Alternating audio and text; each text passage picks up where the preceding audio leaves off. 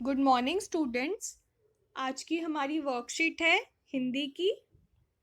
इसकी क्रम संख्या है 91। आज की डेट है 19 अक्टूबर और ये कक्षा 2 की हिंदी की वर्कशीट है। और आज हम कौन सी कविता करने वाले हैं? आज हम रिमझिम किताब की पहली कविता ऊंट चला करने वाले हैं। तो बच्चों, ये पोयम हमने वैसे पहले करी हुई है, मैंने इसका एक वीडियो भी बनाया था। आई होप आपने देखा होगा, और अगर आपने नहीं देखा है तो आप उसे देख लीजिएगा। मैं उसका लिंक नीचे डिस्क्रिप्शन में दे दूंगी। ठीक है, तो चलिए आज की वर्कशीट शुरू करते हैं। तुकांत शब्द। नमस्कार बच्चों, आइए आज हम मिलकर कुछ नया सीखें। शब्दों का है खेल निराला, सबके मन को भाने वाला। तुक से तुक मिलाते जाओ, कविता नई बनाए आओ। शब्दों का है खेल निराला, सबके मन को भाने वाला। तुक से तुक मिलाते जाओ, कविता नई बनाए आओ। बच्चों, इसमें जो लाल रंग के जो शब्द आपको दिख रहे हैं, ये कैसे हैं? ये इसमें आपको कोई इन शब्दों के बीच में कोई रिलेशन नजर आ रहा है? जी हाँ, इनके बीच में एक रिलेशन है, और वो क्या है कि ये सुनने में आपको एक जैसे लग रहे हैं। जैसे पहला शब्द है निराला और दूसरा शब्द है वाला। निराला, वाला, निराला, वाला। ये सुनने में आपको थोड़ा थोड़ा सेम लग रहा है, इनमें जो लय है वो समान है। ठीक है, ऐसे ही जाओ, आओ, जाओ, आओ, इनकी लय भी कैसी है? समान है। तो बच्चों, वो शब्द जिनकी लय समान होती है, जो आपको बोलने में और सुनने में थोड़े अंत में आपको जिसमें सेम साउंड आता है, जो मिलते जुलते लगते हैं, वो शब्द आपको वो कौन से शब्द होते हैं? वो तुकांत शब्द होते हैं। ठीक है, जैसे आपने फर्स्ट क्लास में एक पोयम भी पढ़ी थी, मकड़ी ककड़ी लकड़ी, आलू बालू भालू, भालू बालू आलू, ककड़ी मकड़ी लकड़ी। तो ये पोयम आपने फर्स्ट क्लास में पढ़ी होगी, आपकी रिमझिम की बुक की पोयम थी। इसमें भी क्या है? ऐसे शब्द क्या है? ये समान लय वाले शब्द हैं, ये तुकांत शब्द हैं जो सुनने में आपको सेम लगते हैं। इन पंक्तियों को पढ़िए और रेखांकित शब्दों पर ध्यान दीजिए। इन्हें बोलने पर ये मिलते जुलते लगते हैं। ऐसे मिलते जुलते समान लय वाले शब्द तुकांत शब्द कहलाते हैं। तो बच्चों, ये हमने पहले ही देखा कि ये शब्द क्या है? ये तुकांत शब्द है, यानी कि इनकी लय कैसी है? इनकी लय समान है।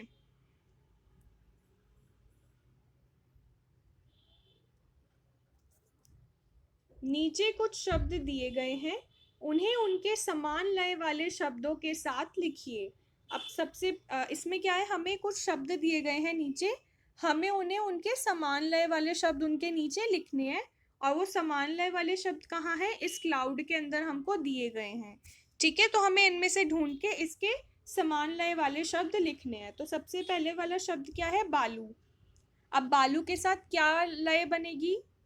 करके देखते हैं, हम बोल के देखते हैं। ये क्या है? कब धूल चला। तो क्या बालू के साथ इनकी लय बन रही है? नहीं, इनकी लय नहीं बन रही है। आलू, भालू, बालू। तो बालू की लय किसके साथ बन रही है? आलू और भालू के साथ। किसके साथ बन रही है? आलू और भालू। तो यहाँ पे क्या आ जाएगा? आलू और भालू। यहाँ पे आप क्या लिख देंगे? आलू भालू बालू। बालू के साथ किसकी लय बन रही है? आलू और भालू की। ठीक है बच्चों, अब इसके बाद अगला है फूल। फूल को हम देखते हैं। कब, कब की नहीं बन रही फूल के साथ? धूल। जी हाँ, धूल की इसके साथ लय बन रही है। फूल, धूल। ठीक है, तो यहाँ पे क्या आ जाएगा? एक तो धूल आ जाएगा और दूसरा शब्द क्या आएगा? कब नहीं आएगा। चला आएगा? नहीं। आलू और भालू तो पहले ही आ गए। झूल, गला, जब। इसमें से कौन सा आएगा? इसमें से झूल आएगा। ठीक है, तो फूल के साथ क्या आया? धूल और झूल। फूल, धूल, झूल। ठीक है, अब ये हो गए। अब नेक्स्ट है तब। तब के साथ देखते हैं क्या आएगा। तब के साथ कब। तब के साथ क्या आया? कब। धूल हो चुका है। चला भी नहीं आएगा। आलू और भालू भी नहीं आएगा। झूल भी नहीं आएगा। गला भी नहीं आएगा। जब आएगा। ठीक है, तब के साथ क्या आएगा? कब, जब, कब, जब। ठीक है। अब भला के साथ क्या आएगा? चला, गला, चला, गला। ठीक है बच्चों, तो हमने सबके राइमिंग वर्ड्स बना दिए, सबके तुकांश शब्द बना दिए। बालू का क्या था? आलू और भालू। फूल का था धूल झूल। तब का था कब जब। भला का था चला गला। बालू आलू भालू, फूल धूल झूल, तब कब जब, भला चला गला। ठीक है बच्चों, तो ये थे इनके समान लय वाले शब्द। आपको ये यहाँ पे इसके नीचे लिख देने हैं। अब हम नेक्स्ट देखते हैं। बच्चों, इस पाठ में आए ऐसे शब्दों को ढूंढकर लिखिए जिसमें न या ल अक्षर आए हों। अब आपको इस पाठ में जो ऊंट चला पाठ था उसके अंदर से वो शब्द ढूंढ के लिखना है जिसमें या तो न आया हो या ल आया हो। जैसे न वाले अक्षर कैसे होंगे? जैसे नहीं है। और ल वाले अक्षर जैसे डुलता, डुलता में यहाँ पर ल है। तो ठीक है, हम ऐसे ही 4 शब्द ढूंढते हैं, न वाले भी और ल वाले भी। तो चलिए। ऊंट चला भाई, ऊंट चला, हिलता डुलता ऊंट चला, इतना। अब इतना में क्या है? न आ रहा है, तो आप क्या लिख देंगे? इतना। ऊंचा ऊंट चला, ऊंट चला भाई, ऊंट चला। ऊंची गर्दन, अब गर्दन में भी क्या है? न आ रहा है, तो आप दूसरा शब्द क्या लिख देंगे? गर्दन। ऊंची पीठ, पीठ उठाए ऊंट चला। तो हमने इतना, इतना और गर्दन को यहां से लिख लिया। इसके बाद बालू है तो होने दो। अब होने में क्या है? न है, तो आप होने लिख देंगे। बोझ ऊंट को ढोने दो। ढोने में भी न है, तो आप न से ये शब्द भी लिख सकते हैं। नहीं, नहीं वहां पर पहले से लिखा हुआ है। फंसेगा बालू में, बालू में भी ऊंट चला।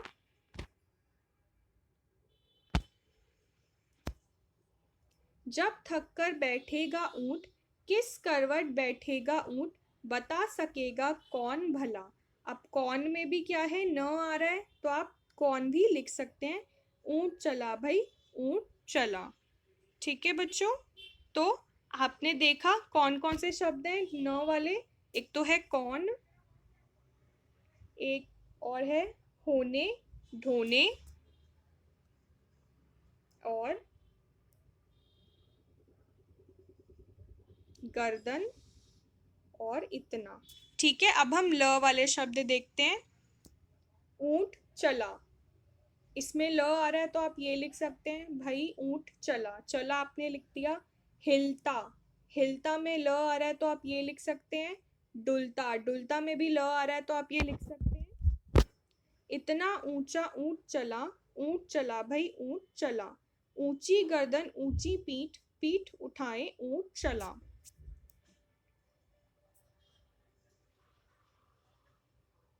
बालू है तो होने दो। अब बालू में भी क्या है बच्चों? ल आ रहा है, तो हम ये लिख देंगे। बोझ ऊंट को ढोने दो। नहीं फंसेगा बालू में, बालू में भी ऊंट चला। जब थक कर बैठेगा ऊंट, किस करवट बैठेगा ऊंट, बता सकेगा कौन भला। भला में भी ल आ रहा है, तो आप ये भी लिख सकते हैं। ऊंट चला भाई, ऊंट चला। तो ठीक है बच्चों, हमने न और ल वाले शब्द देख लिए, वो आपको यहाँ पर लिखने हैं। ठीक है, यहाँ पे न वाले और यहाँ पर ल वाले शब्द लिखने हैं।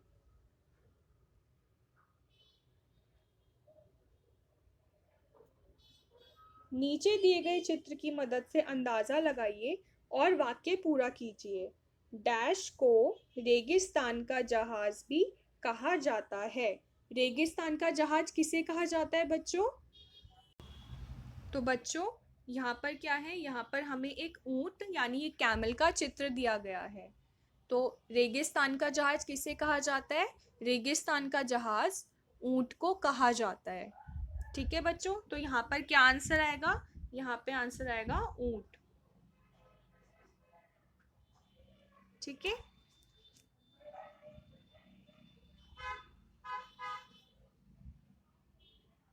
अब बच्चों आपको क्या करना है, समान लय वाले शब्दों का प्रयोग करते हुए 4-6 पंक्तियों की कविता रचने में बच्चों की मदद कीजिए। बच्चों को स्वयं की रची इस कविता को लय में गाने के लिए प्रेरित कीजिए। अब बच्चों जैसे हमने तुकांत शब्दों के बारे में जाना कि तुकांत शब्द का इस्तेमाल हम कहाँ करते हैं, तुकांत शब्दों का इस्तेमाल हम कविता में करते हैं। जैसे ऊपर यहाँ पे हमने कविता बनाई थी ना, यहाँ पे कविता थी, ठीक है, तो इसके अंत में तुकांत वाले शब्दों का प्रयोग किया गया था। तो ऐसे ही आपको भी एक तुकांत शब्दों से एक कविता बनानी है जिसकी 4-5 लाइन्स हो, और आपको वो कविता गानी है और उसको गाकर अपनी वॉइस को रिकॉर्ड करके अपने व्हाट्सएप ग्रुप में भेजना है। ठीक है बच्चों, तो ये आपकी आज की वर्कशीट थी। आप ये वर्कशीट अपनी कॉपी में करके और उसके बाद फिर ये अपने व्हाट्सएप ग्रुप में अपने टीचर को भेज देना। और अगर आपको ये वीडियो पसंद आई हो तो इसको लाइक कीजिए, सब्सक्राइब कीजिए, और आप इस पे कमेंट करके भी बता सकते हैं। ठीक है बच्चों, तो आज के लिए इतना ही। बाय बाय बच्चों।